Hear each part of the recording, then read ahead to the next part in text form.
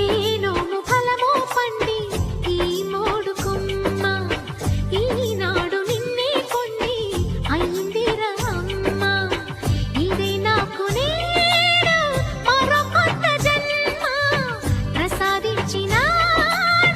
ఈ చిన్ని బ్రహ్మ మూసి ఉంచిన లేత పిడికిలి ఏమి దాచెరా నిన్ను పంపుతూ దేవుడు ఇచ్చిన వరములన్నీ గుప్పిట ఉంచి అమ్మకిచ్చావు